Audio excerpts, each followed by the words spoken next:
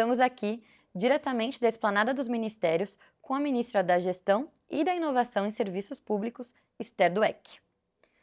Ministra, seja bem-vinda à Revista Esfera e obrigada por estar conosco nessa entrevista. Muito obrigada, é um prazer conversar com vocês.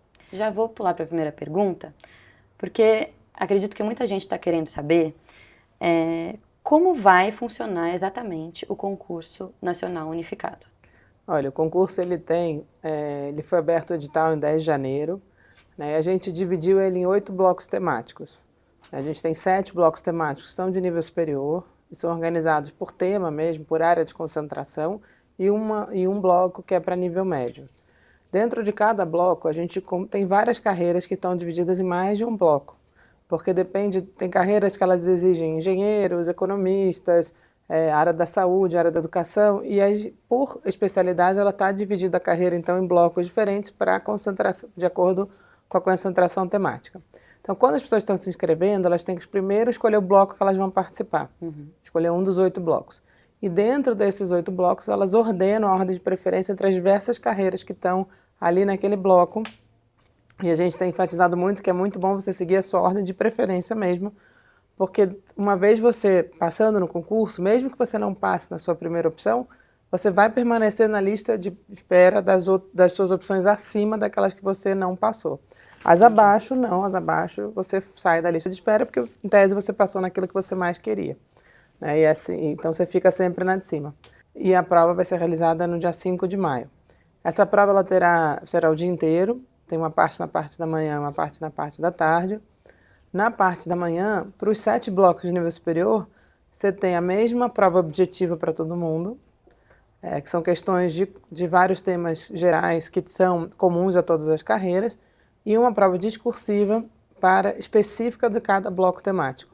Então, na prova discursiva, você já vai para a sua prova de conteúdo específico.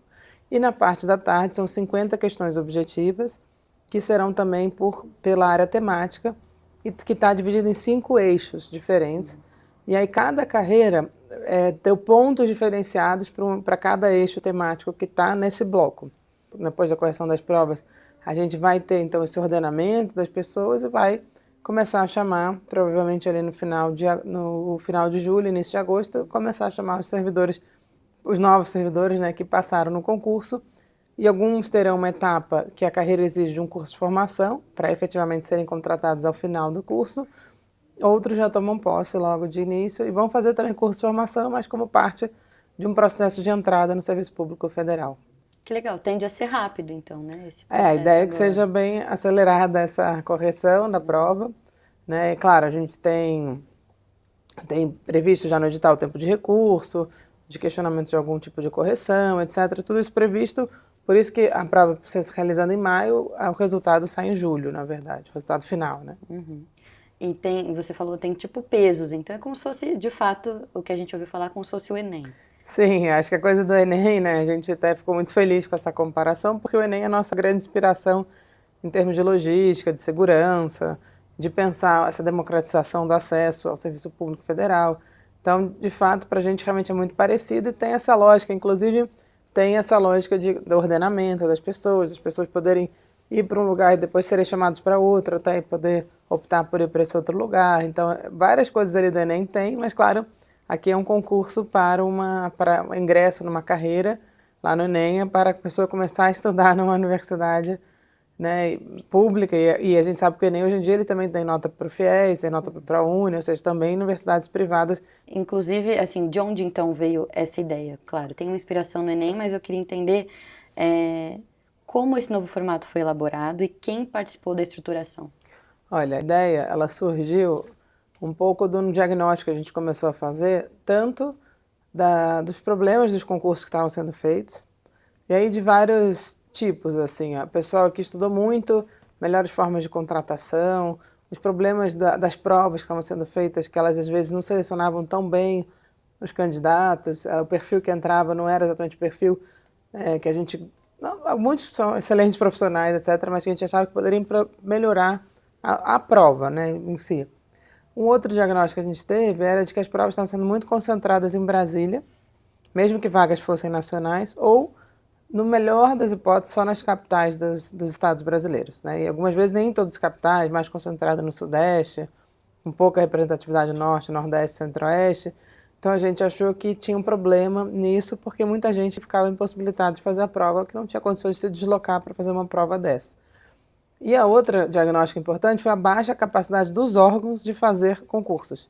A gente foi liberando as vagas no ano passado, né? A gente teve orçamento para permitir fazer novos concursos, a gente fez uma análise das áreas prioritárias, foi liberando aos poucos as vagas e a gente viu que os ministérios não estavam com condições de fazer um concurso, porque estavam há anos sem concursos, tinham perdido a expertise em fazer.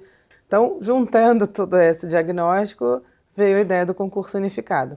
Só que entre a ideia e a elaboração e a publicação do edital dia 10 de janeiro foi um período muito árduo de trabalho, com muita gente participando, né? A ideia surgiu na nossa Secretaria de Gestão de Pessoas, que é quem é responsável pela autorização do concurso e pela realização das provas nesse momento, né? A gente tem o secretário de Gestão de Pessoas, José Celso Cardoso, e a diretora, Cida Chagas.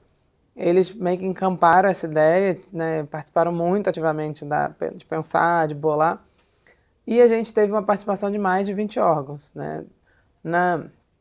No núcleo duro aqui tem o IPEA participando, o INEP, né, que é responsável pelo Enem, tem um papel muito importante, a AGU tem um papel muito importante na análise dos editais, o TCU acompanhou de perto toda a elaboração, a CGU também acompanhou de perto toda a elaboração, mas a SECOM, na área de comunicação, e os ministérios setoriais que têm vagas no concurso.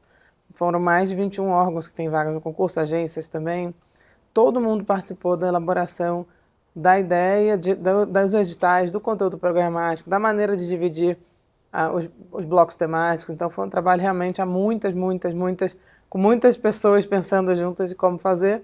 Quanto mais cabeças pensando, melhor a solução, né? Sem Todo dúvida mundo nenhuma. é incluído no pacote. Exato. E eu queria te perguntar, por último, uma dica não. Quais dicas você daria para quem vai fazer a prova do concurso em maio?